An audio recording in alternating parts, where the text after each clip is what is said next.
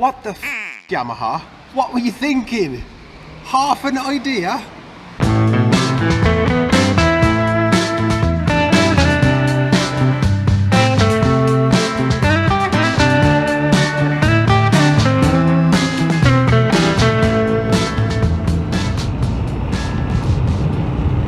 It's raining and I'm out on the bike. I am probably more surprised than anyone. In fact, people who know me personally won't believe this has happened until they see the video evidence of it. Yes, it's raining and I'm out on the bike. And it feels really good to be back on the bike. It's been 2 weeks since I rode this bike, and that is on account of pulling a muscle in my back, and so I didn't feel up to riding. And no, I didn't pull a muscle by riding a sports bike. I pulled a muscle by building a monstrosity of a shed that looks ridiculously like a giant beach hut.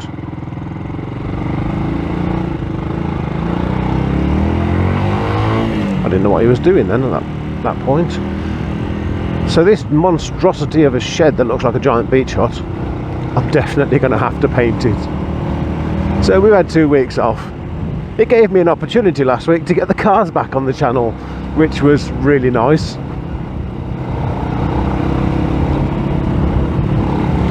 But today, I'm going to do something a little different. You see, I'm aware, very aware, that I'm always talking about how much I love this bike, because I do. I absolutely love this bike. But in order to give a balanced opinion, I thought it was only fair that as much as I love this bike, there are things that annoy me about it. So I thought, well, it's probably only fair that I do mention these things. There are things that annoy me about this bike. So the first thing that annoys me about this bike, an obvious one, in fact, before we go talking specifically about this bike, I'm going to try and be specific. I'm going to try and not be too generic. You see, I could say I don't like the standard number plate holder, but let's be honest, most bikes out the factory have terrible number plate holders. And I could say I don't like the fact that every time I want to do a job on this bike I have to remove 15 pieces of fairing, because again, that's probably true of a lot of sports bikes and maybe even touring bikes. So I'm going to try and be a little bit more specific. So starting off strong, and anyone who's ever ridden one of these bikes will probably confirm this one. There's no clock. Come on, Yamaha, what were you thinking? Now don't get me wrong, bike time is my time, so I don't really need a clock. Some people may do. Some people may be on the clock when they're on their bike. I'm fortunate that I'm never on the clock when I'm on the bike. In fact, the only time I ever have been was when I commuted on the bike for 3 weeks, and the only other time was in my very first YouTube video. I'd offered to give my brother a lift later on that evening, and I remember riding back and thinking, I need to leave my house in half an hour, and I was trying to work out how long it would take me to get home. What time is it?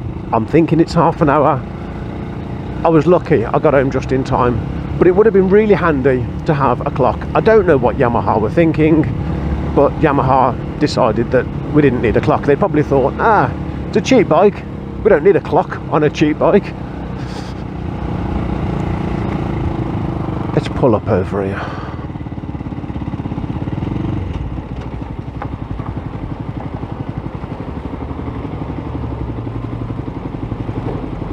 We've stopped here before, actually. I am aware of the irony here.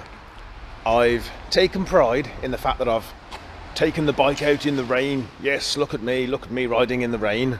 And then I've gone and stopped under a bridge to make a video so that I don't get wet. I know, I know the irony, it's great. So back to this wonderful bike then, and its little flaws. I'm going to call them little flaws.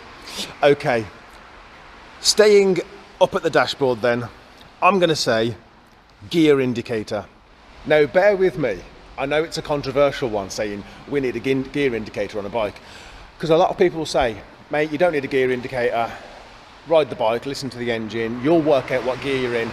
And I must say there is a lot of truth in that, there really, really is.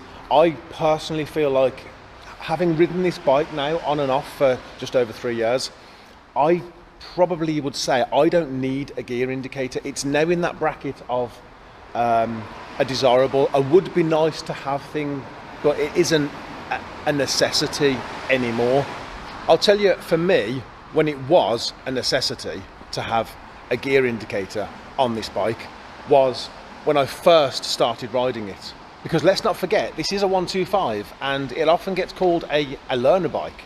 Now, if you've got a learner out there for the first time, as I was, thinking about all the things you've got to think about, wouldn't it be easier to not have to have them worry about what gear they're in? Like, we could have made it, I say we, Yamaha, could have made it easier for these learners and just given them a gear indicator. I feel like back then, for me, it was a necessity, and I would have preferred, and maybe this is because on my CBT, the bike had a gear indicator and I kind of got used to it for that day. So maybe that's a little bit of it. But these are learner bikes.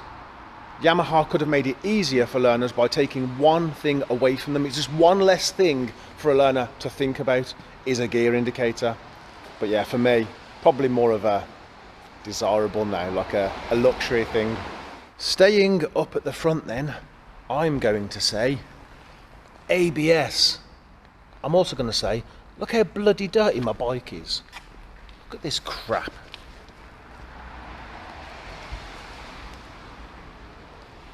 Bloody rain. What was I saying? ABS. Okay, so I'm going to say one of the things that I don't like about this bike is ABS. Now, they did remedy that on the second generation of this bike. And again, I'm saying ABS simply because this is a learner bike. Do I feel like I need ABS? Well, I've ridden this bike for 3 and a bit years now, and I don't feel like I need ABS on this bike. But again, being a learner bike, would it not help to make things easier, safer for a new rider? I think it would be. And I put these 3 things first for a reason. The lack of a clock, gear indicator and ABS on what is essentially a learner bike, it does give the bike a bit of an unfinished feel. Now, when these went on sale, how much were they? About 5 grand.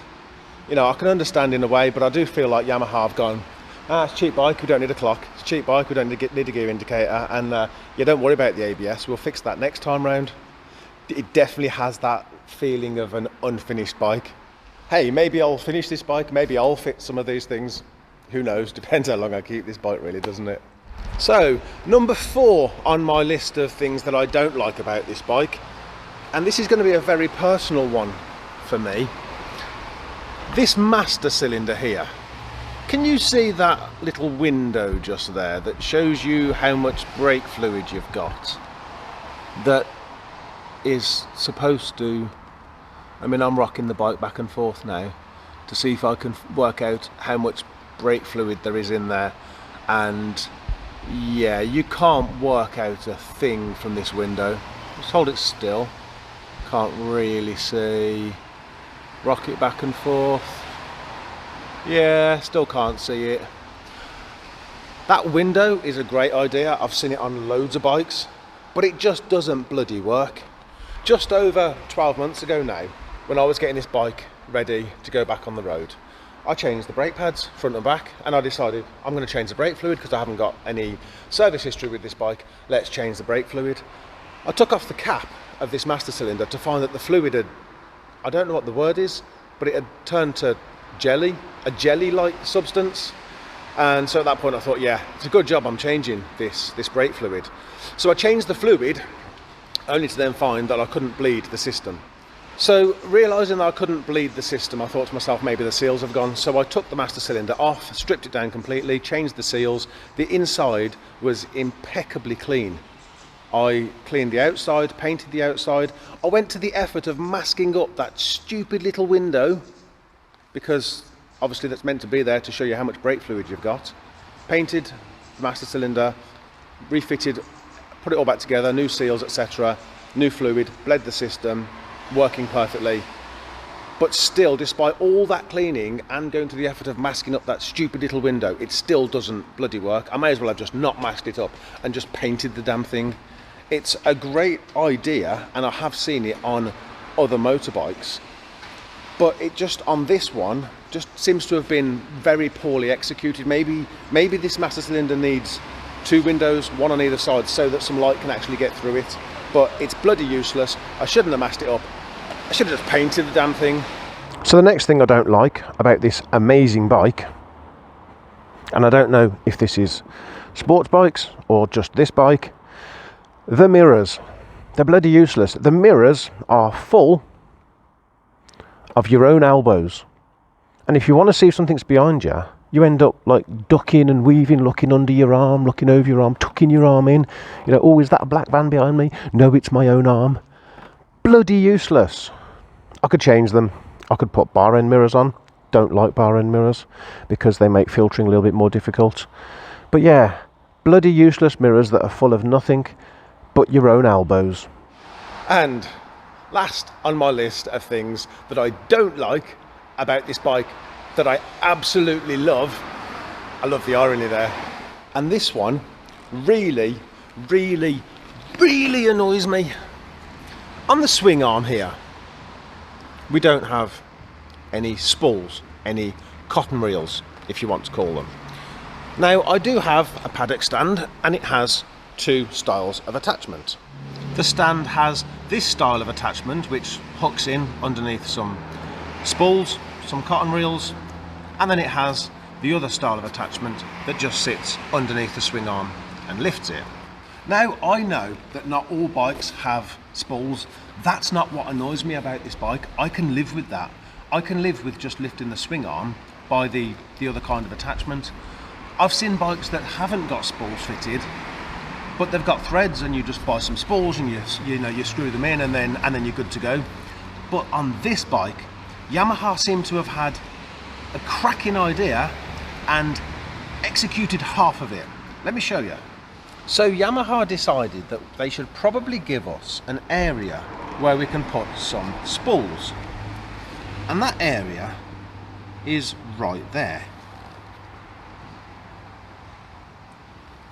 That's where we are supposed to fit the spools, the cotton reels. And that right there is a reinforced area. So Yamaha have gone to the effort of giving us somewhere to put these spools. They've reinforced the area, and then they haven't given us a thread. What the f, Yamaha? What were you thinking? Half an idea? So now, anybody who's got one of these bikes who actually wants to fit some spools to their bike is going to have to drill into their swing arm, get themselves a tap and die set, cross their fingers, and try and get themselves some threads going in order to fit some cotton reels. Remember what I was saying about the bike feeling unfinished? It's another perfect example. Hey, maybe I'll finish some of this bike, maybe I'll fit my own cotton reels, because Yamaha were clearly not going to do it for us. They had this great idea and they executed half of it.